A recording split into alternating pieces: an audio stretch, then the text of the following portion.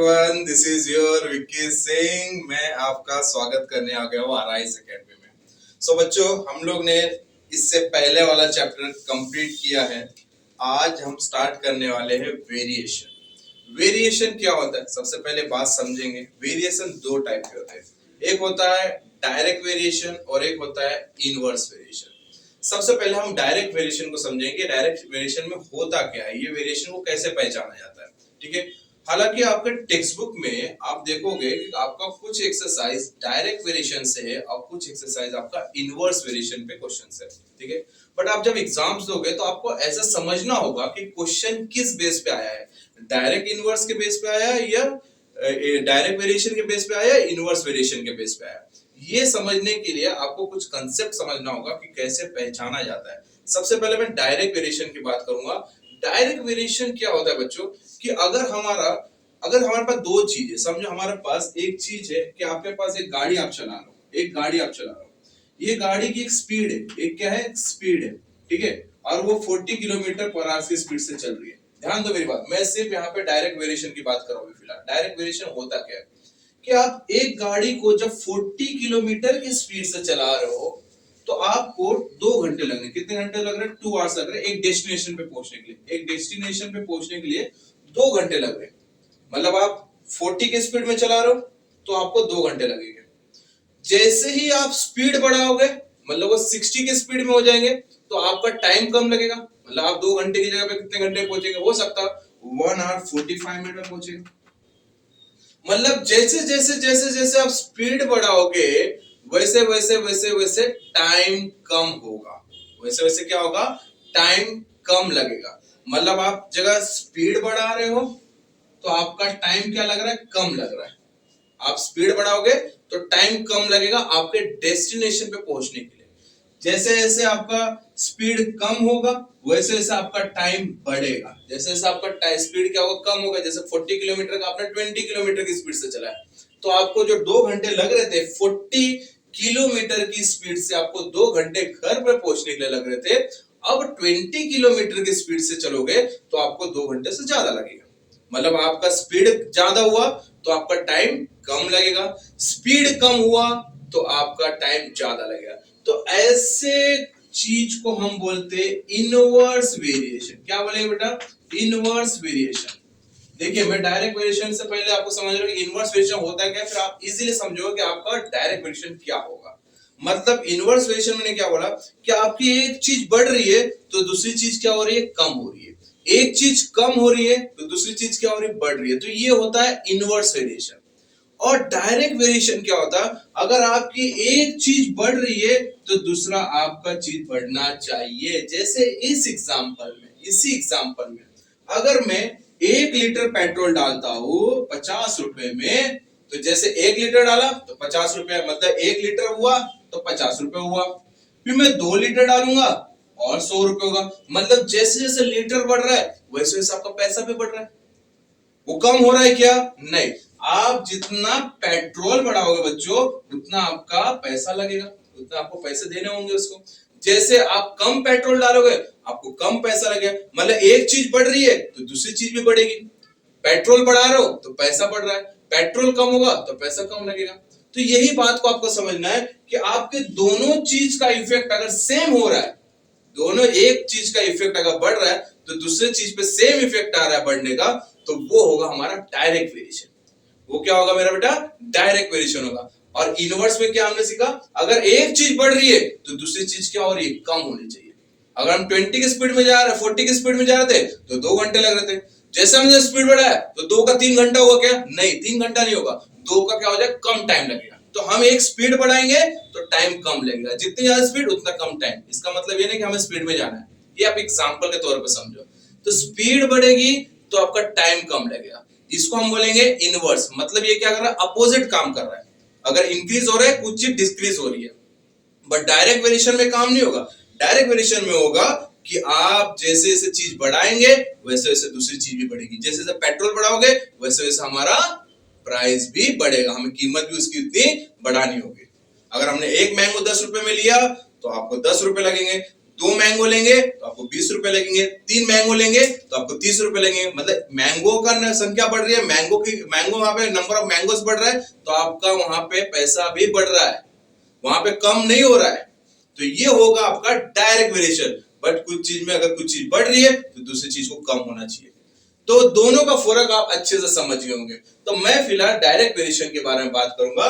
Direct variation को आप समझेंगे, पहला जो चीज होगा वो क्या होगा, x, और दूसरी जो चीज होगी वो क्या होगी, y।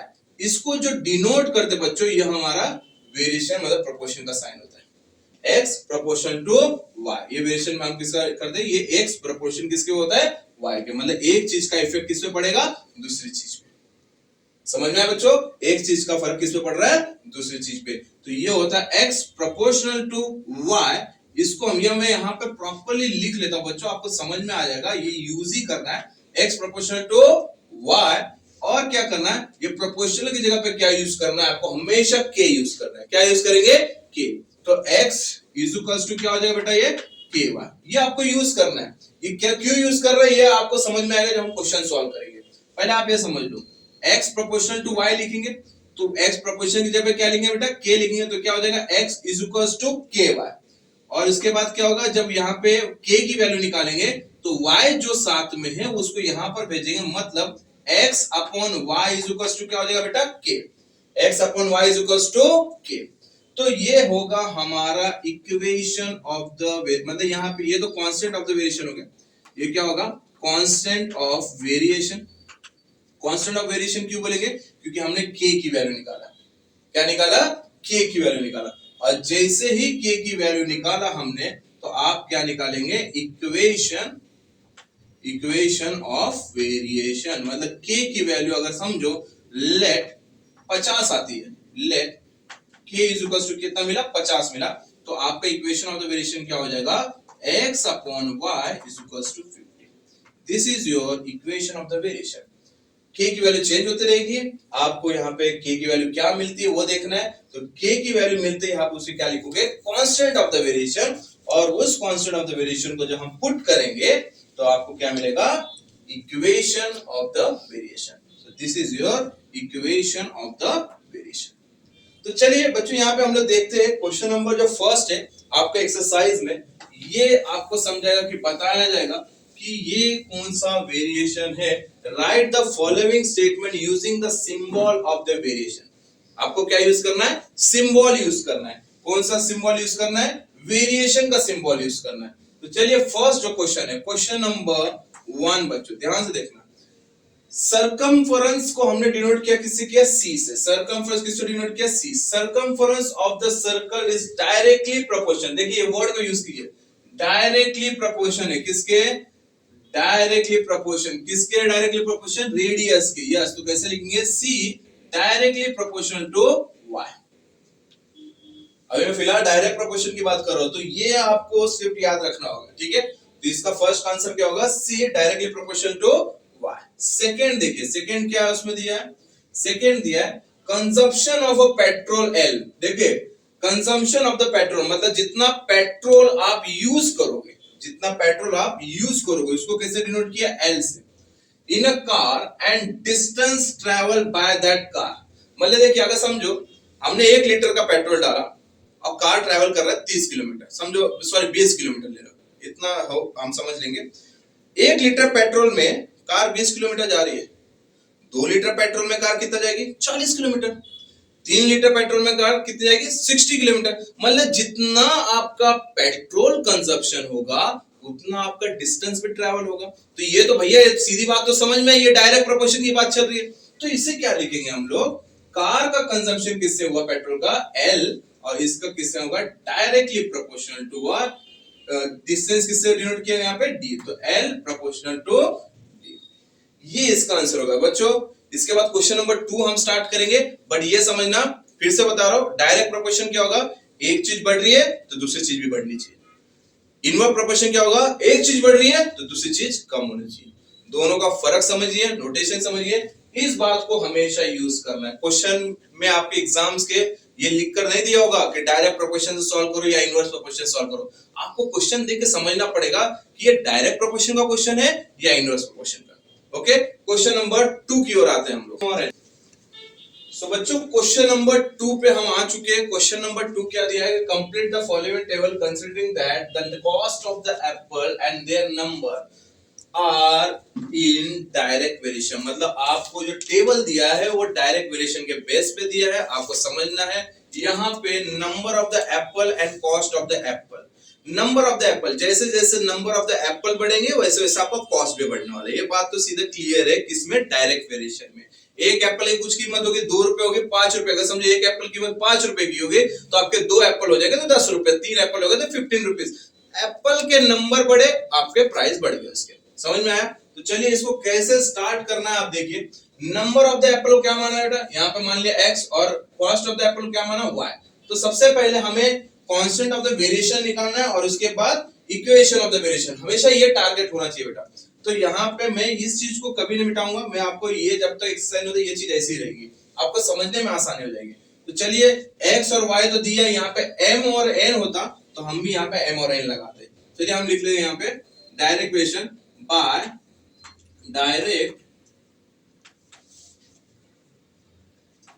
डायरेक्ट वेरिएशन क्या होगा बेटा, x प्रोपोर्शनल टू y बराबर। So x is equals to ky।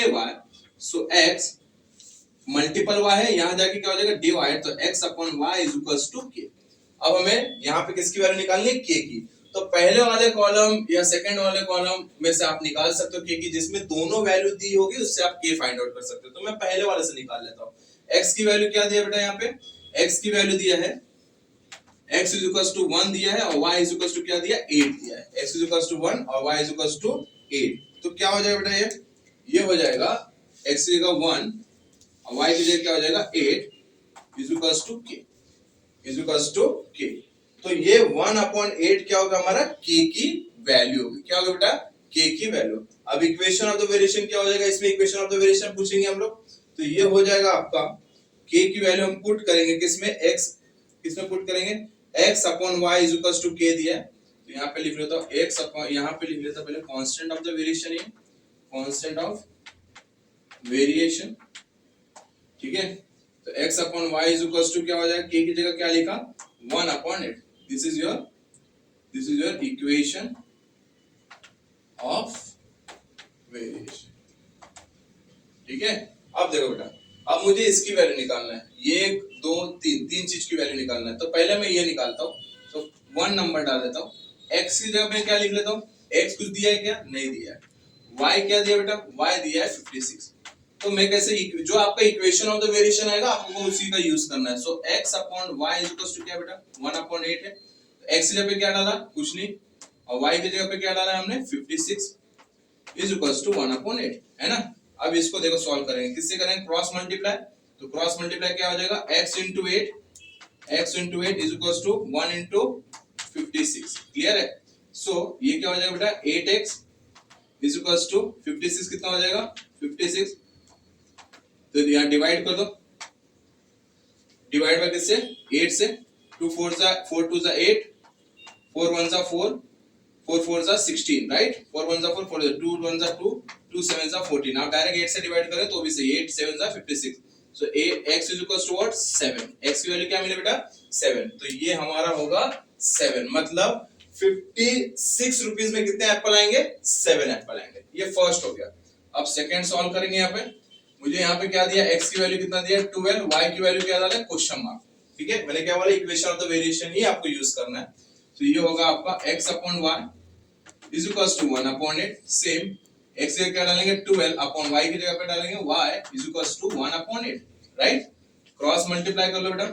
So 12 into 8 करो और y 1 जा y करो। सो 12 को 8 से मल्टीप्लाई करो, 8 2 16, 8 1 जा 8 और एक 9, मतलब 96 इज इक्वल टू y।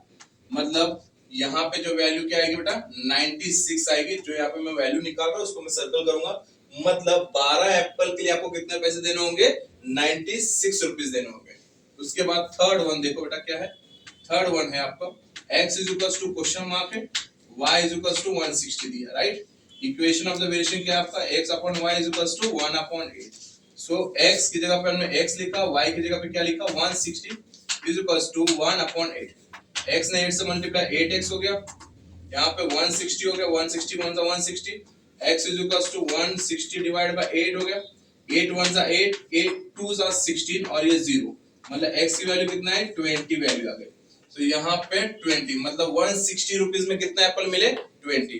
बाद में वापस से समझाता हूँ आपको, ये डायरेक्ट वेरिएशन है, इसको x माना है, इसे y माना है, x और y प्रोपोर्शनल लिखा, x is equal to proportional जब क्या लिखा k, तो x is equal to ky multiple y इधर आके क्या हो जाएगा डिवाइड, तो आपको क्या मिल जाएगा k की वैल्यू।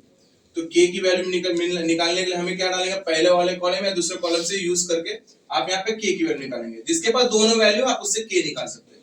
तो पहला यूज किया 1 और 8, तो 1 और 8 का k की वैल्यू क्या मिले बेटा 1/8, 1/8 हमने क्या डाला यहाँ पे k की जगह पे डाल दिया, तो x/y इज इक्वल टू 1/8, ये आपका क्या निकला इक्वेशन ऑफ द वेरिएशन। अब ये इक्वेशन ऑफ द वेरिएशन का हमने ये तीनों आंसर फाइंड आउट करने के लिए निकाला है। तो देखिए x की वैल्यू क्या थी यहाँ पे, कुछ नहीं थी, y की वैल्यू 56, सॉल्व किया क्रॉस मल्टीप्लाई करके आपको 7 मिला। दूसरा x की वैल्यू दिया था बट y की वैल्यू नहीं दिया था, सेम x की वैल्यू पर 12 पुट किया, y की वैल्यू नहीं दिया था, सेम क्रॉस मल्टीप्लाई करके 96 मिला। यहाँ पे भी सेम प्रोसीजर किया हमने, x की वैल्यू 20 मिला। यही हमारा क्वेश्चन नंबर 2 था, ध्यान से कीजिए आप इसको वापस से, और हम लोग क्वेश्चन नंबर 3 की ओर बढ़ेंगे।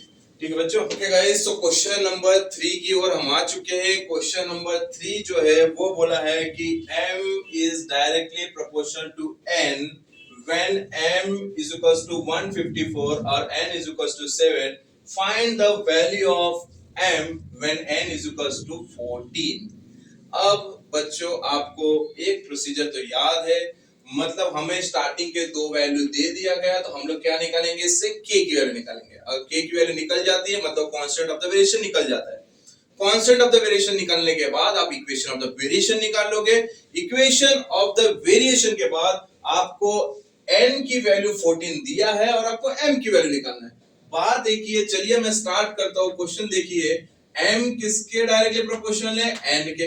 किसके है, m directly proportional to n, तो इसे कैसे लिखूंगा मैं, m is equals to kn। क्या लिखा बेटा, m is equals to kn। यहाँ पे ध्यान देंगे x और y की जगह पे क्या यूज हुआ है, m और n। मैंने पहले बता दिया कि x और y की जगह अलग अलग वेरिएबल यूज हो सकता है, तो m इज इक्वल्स टू क्या होगा kn। सो यहाँ पे देखिए वैल्यू ऑफ k निकालने के लिए n को इधर लेके आना पड़ेगा, मतलब m upon n is equals to क्या हो जाएगा k, यही हो जाएगा। अभी मेरे पास यहाँ पे m और n की वैल्यू है, m कितना दिया बेटा, यहाँ पे m इज इक्वल्स टू 154 दिया था, n की वैल्यू कितनी दी है 7 दी है। सो यहाँ पर हम लिखेंगे 154 upon 7, 154 upon 7 is equals to k। चलिए डिवाइड कीजिए, 7 1 जा 7, 7 2 जा 14, 1 बचा, 4 के साथ अटैच हो गया, अगेन 7 2 जा 14, मतलब k की जो वैल्यू मिली है वो है हमारी 22। तो क्या मिली है 22, ये हमारा हो गया है constant of the variation. Now equation of variation क्या होगा बेटा, इक्वेशन ऑफ वेरिएशन होगा कि आप k की वैल्यू पुट कीजिए यहाँ पे। So m upon n is equals to what, k की जगह क्या लिखेंगे हम लोग 22। तो ये हो गया आपका इक्वेशन ऑफ द वेरिएशन। अब इक्वेशन ऑफ द वेरिएशन से आप इसे फाइंड आउट करेंगे, जिसमें दिया है मैं एक नंबर डाल देता हूं, यहाँ पे मुझे m निकालना है, मतलब m की जगह डाल दिया क्वेश्चन मार्क, n की वैल्यू दिया है वो है हमारी 14। तो मैं इक्वेशन ऑफ द वेरिएशन का यूज करूंगा। इक्वेशन ऑफ वेरिएशन क्या है हमारा, m upon n is equals to 22। क्या बच्चों, m upon n is equals to 22।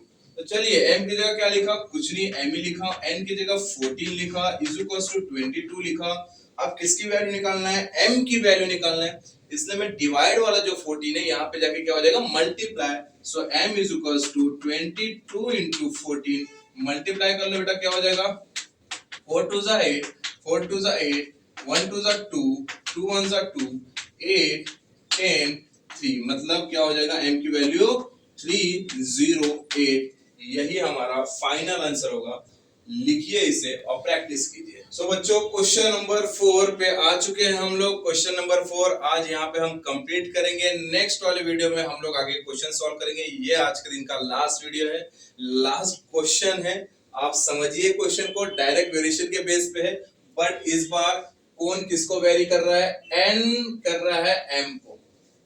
याद रखना हमेशा m वेरीज n नहीं हो सकता है, n वेरीज m भी हो सकता है। तो तो हम जो यहाँ पे बोला है उसके अकॉर्डिंग यहाँ पे वेरियस का हम लोग यहाँ पे एक्स और वाई की वैल्यू पुट करेंगे। तो इस बार कौन किसके वेरियस बोला है, एन किसके वेरी कर रहा है, वाई सॉरी एन किसके वेरी कर रहा है, एम के, है ना। तो यहाँ पे क्या हो जाएगा बेटा, एन इज इक्वल्स टू के एम, क्या होगा बेटा, के एम, प्रोपोर्शन की जगह पे क्या है के, और m की वैल्यू यहाँ पे k की वैल्यू निकालने के लिए m को यहाँ पर भेजा हमने, तो क्या हो जाएगा n upon m is equals to k, right. तो यहाँ पे हमें वैल्यू किसकी मिलेंगी, k की वैल्यू मिलेगी। तो चलिए हम लोग स्टार्टिंग के फर्स्ट वाले से हम लोग यहाँ पे k की वैल्यू निकालेंगे। तो क्या दिया है यहाँ पे, m इज इक्वल्स टू क्या दिया बेटा 3 दिया, और n इज इक्वल्स टू क्या दिया 12 दिया। सो n की वैल्यू क्या लिखा है यहाँ पे, n की वैल्यू डाला 12 अपॉन m की जगह पे क्या लिखा 3 इज इक्वल्स टू k, तो 3 1 जा 3 4 जा, सो k की वैल्यू क्या मिला बेटा 4। देखिए आपको ये प्रोसीजर करना ही है, आपको सबसे पहले k तो निकालना है बेटा, k की वैल्यू मिल गई। अब k की वैल्यू आप क्या करोगे, इक्वेशन ऑफ द वेरिएशन में डालेंगे। तो इक्वेशन ऑफ द वेरिएशन क्या है आपका, इक्वेशन ऑफ वेरिएशन क्या है बेटा, यहाँ पे equation of the variation n upon m is equals to k है, तो n upon m is equals to k की जगह पे क्या लिखेंगे 4 लिखेंगे। अब इसका आपको यूज करना है, ये आप यूज करके आपको सभी तीन वैल्यू निकालनी है। तो पहली वैल्यू मैं निकाल रहा हूँ, यहाँ पे 1 कर रहा हूँ, तो x की जगह सॉरी m की जगह पे क्या लिखा है यहाँ पे 6.5, और n की जगह पे क्या है क्वेश्चन मार्क, है ना। ये ध्यान दो, पॉइंट है, थोड़ा ध्यान से मल्टीप्लिकेशन करना। n की जगह क्या लिखा है 6.5, और n की जगह पे क्या लिखा क्वेश्चन मार्क।